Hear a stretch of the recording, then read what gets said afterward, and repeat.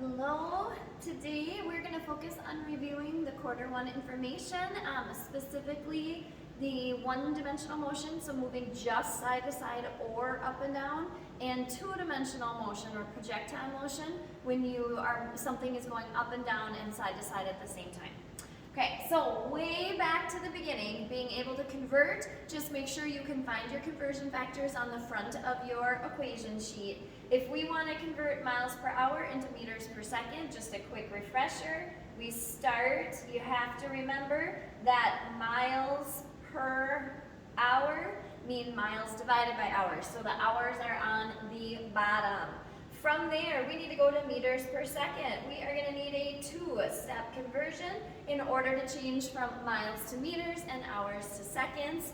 Doesn't matter which one you start with, I just always start with what's on top. If I have a mile, in 1 mile, there are 1609 meters. I have canceled out miles. I now need to go to from hours to seconds.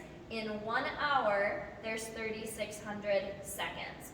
Hours had to go up to the top so that they could cancel out. I multiply across the top, divide by what's on the bottom. When I do that, I got about 20.3, and I have my meters per second as my final unit. Looking at the different types of graphing, a reminder, a direct relationship in a graph means they do the same as each other. So if one variable goes up, the other variable also goes up. Indirect or inverse means they do the opposite of each other. So if one variable goes up, the other will go down. Looking at one-dimensional motion, so things that move just side to side in the x direction or just up and down in the y direction. You can only use that little equation, v equals delta x over delta t, when the velocity is constant. So like you are driving but on cruise control. Okay, that doesn't happen very often. Normally, things are accelerating as they go. When something is dropped near the Earth's surface, there's two things that we have to know off the bat, even though they're not typed into the problem. The initial velocity is equal to 0, and the acceleration is because of gravity, so it's negative 9.8 meters per second squared.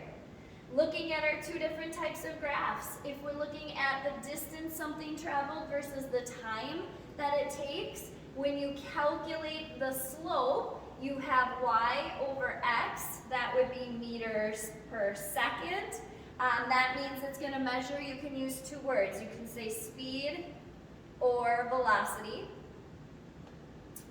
And if you have a horizontal, a flat line right here, if you bring it over, it means your distance is not changing. You're not going anywhere, you are not moving.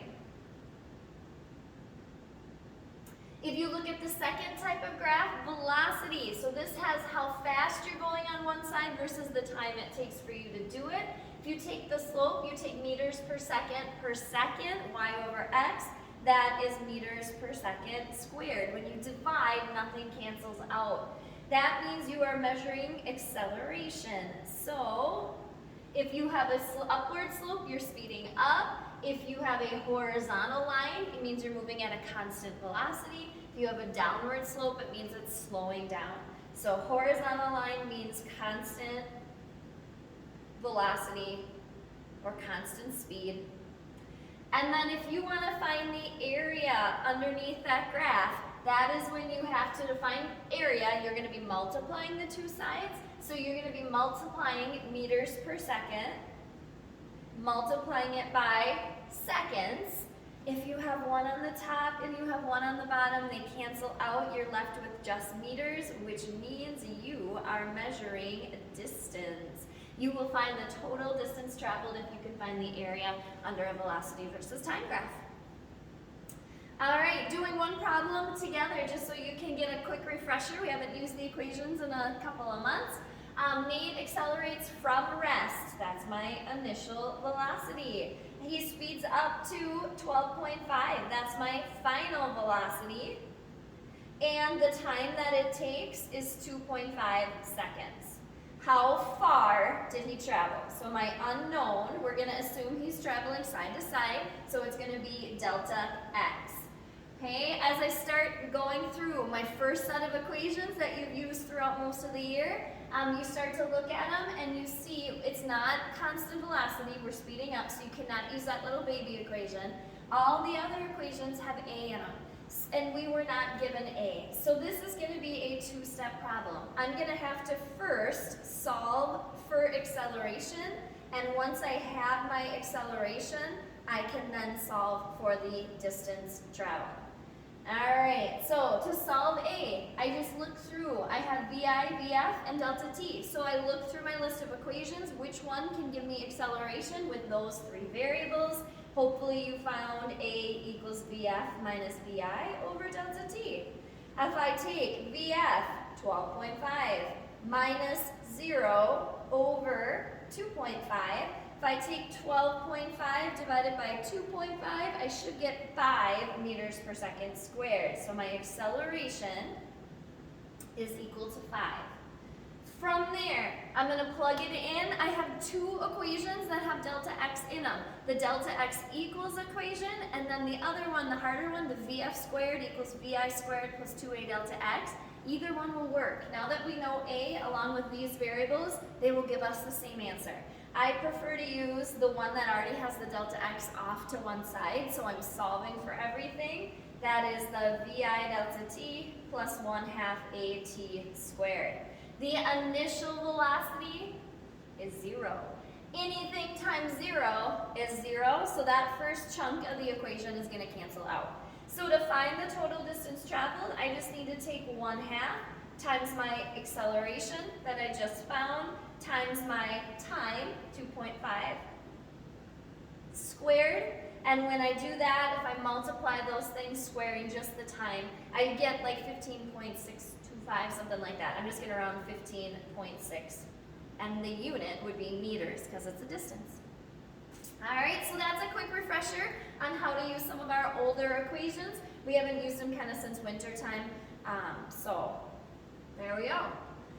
Moving into two-dimensional motion, so things that are moving up and down and side to side at the same time. We call them projectiles. Anything that's in the air, it can't control its own motion. It's subjected to gravity, pulling it downward. That is a projectile. Any ball you throw, anything you throw or shoot is going to be an example of a projectile. All right, we had two different types of projectiles. We're going to start with the easier one, the horizontal projectile. The horizontal projectile is something that gets a push in the x direction, not upward, just outward, and then because gravity starts to affect it, the shape of its fall ends up kind of looking like this half parabola right here. Okay, in the y direction, the initial velocity in the y direction, it's a falling object in the y. It has no upward push, just outward, so the initial velocity downward is equal to 0. And the only acceleration in the y direction is because of gravity, so it's negative 9.8. Okay, these are the only two equations. If you look on your equation sheet, I have this one, and then there's a line for horizontal projectiles. These are the only two equations that you can use. And the other thing to remember is time is time. You do not half or double the time. You are just falling down. There's no halfway point. You don't half, you don't double, you don't do any of that. All right, so example, a cannonball is shot horizontally with an Vx, a horizontal velocity of 20 meters per second. It is shot off of a 15-meter tall cliff. It's going to be moving downward, so in my equation, I'm going to turn this into a negative 15 to cancel out some negatives. If you forget it, it's okay. Okay, how far away from the base of the cliff will the ball land? Okay, so it's going to travel like this. What we want to find is how far away, which is delta x. All right, things that I know to start with. I knew it gave me the height, it gave me the horizontal velocity, Vx, and then there's two things that are always given. The VIY, initial velocity in the y direction, is always 0 for a horizontal projectile, and the AY is always negative 9.8. Gravity is what causes it to fall in the y direction. Okay, so I only have two equations. I want to solve for delta x. I have to use that equation right there, but I don't know time yet. So, two-step problem. I'm going to use my y equation to solve for t and then plug it in. Alright, so step one, delta y equals VIY delta t plus 1/2 a delta t squared. And then from there, I'll be able to use my Vx equals delta x over delta t. Okay, starting with my first step, I gotta find the time. Anything that's 0, get rid of it to start. VIY is 0, anything times 0 is 0, this whole chunk is gone. Delta y, it was 15. Technically, because it's moving downward, it's a negative 15. If you forget that, just make sure when your calculator tells you it can't take a square root of a negative number, you make it positive. You just miss canceling that negative sign. 1/2 ay, negative 9.8, times t squared. You can divide these over separately. You can multiply them together first to get negative 4.9 and then divide it over. But you have to make sure you divide it over, not add it over, because everything over here is multiplied. Once you divide it over, you then have to take the square root, and you should end up with a t equal to 1.75 seconds. From here, now that I have t and I have Vx, I am ready for that equation. Vx is 20 equals delta x over delta t. I have to multiply off the bottom, so if I take my 20 multiplied by my 1.75, I end up with a distance of 35 meters for my unit. All right, so I have found the distance in the horizontal direction that it will follow. Okay, that is horizontal projectiles only, out and down. The last type of projectile is an angle projectile. These are ones that go up and then go back down. All right, that means we have a halfway point. At that halfway point, so we can still use those two equations we just worked with, but we can also use a third equation, our A equals VF minus VI over delta t. They threw little y's in just to show that it works only in the y direction.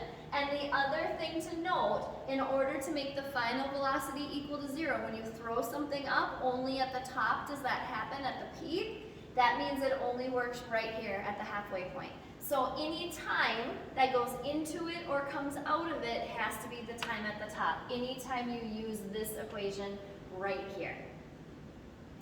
The velocity in the x direction is constant. So anything moving side to side, it's constant. It doesn't speed up or slow down because there's no gravity in the x direction. But the velocity in the y direction, as it goes up, it slows down, hits a velocity of 0 in the y direction, and then it speeds up as it falls back down. Okay, so example, a baseball player hits a pitched ball at 30 meters per second at an angle of 45 degrees north of east. How far will it travel horizontally? Okay, so baseball is going to go like this. We are trying to find delta x, how far it travels horizontally. Okay, I am given at the moment of impact, I can take the velocity of the ball and the angle, and I can break it into its x and its y components by using a triangle. Okay, so the x component of the triangle goes here. The y component, VIY, goes there. These are the velocities. And it tells me they hit the ball with a velocity of 30 meters per second. That is always, always, always the hypotenuse. The actual velocity is always the hypotenuse. And then it gave me 45 degrees for my angle inside the triangle. Okay, so when you hit a ball, the actual velocity it leaves with is a combination. Some of the velocity is in the y direction to make it go up. some of the velocity is in the x direction to make it go out. If you want to hit it far like a home run, you need a lot of Vx. If you want to hit a pop-up, you have a lot of VIY, a lot of velocity in the y direction, making it go straight up. All right, so step one, I need to use sine and cosine to find Vx and VIY. Okay? I'll walk you through one of them. It doesn't matter which one we do. We'll use sine first. The sine of the angle, 45 degrees, is equal to opposite, VIY, over the hypotenuse of 30. Check your calculator, make sure you're in degree mode. You will take 30, multiply it to the other side, times the sine of 45 degrees. And when you do that, you should get 21. You can round differently. I got 21.21. You can certainly round it different. I'm going to repeat that process, but I'm going to use cosine to get Vx. It will also give me 21.21. And that's because it's a 45-degree angle, exactly halfway. They'll be the same. All right, from here, switching colors. I need, in order to find the delta x, the only equation that works for delta x is Vx equals delta x over delta t. I'm going to have to use that equation. I now have the Vx, 21.21. I also need the time. Okay, I don't have a height, so I can't use this equation to find time like I did last time, which means I'm going to have to use my AY equation to solve for the t. But what I have to remember is that equation only works at the halfway point, so the time that comes out of it will be the time at the top. All right, so I have AY, that's gravity, negative 9.8, equals 0 minus VIY, 21.21, over the time at the top. I have to crisscross, cross multiply and divide. The t comes over here, the negative 9.8 comes under. The two negative signs cancel each other out, so you get a positive time. You'll take your negative 21.21 divided by your negative 9.8, and when you do that, you end up with a time of 2.16. That is the time right here at the top. But I don't want the horizontal distance halfway. I want the full delta x, which means the time that I need has to be the full time, not the half time. So I'm going to take the 2.16, I'm going to multiply it by 2 to get my 4.32. That will be the time all the way at the end, and my last step, I will use Vx equals delta x over delta t. The Vx, was 21.21 equals delta x over, I need to use the full time, I need to use the matching time, 4.32. And when I multiply 21.21 times 4.32, I end up with a total distance of 91.6 meters in the horizontal direction, delta x. Okay, hopefully that jogged a lot of memories for you of a lot of equations we used up through January and February and a little bit in waves and sound, our one-dimensional motion, our two-dimensional motion, and our conversions. So thank you. You'll then finish the problems that go with it to get the points for this.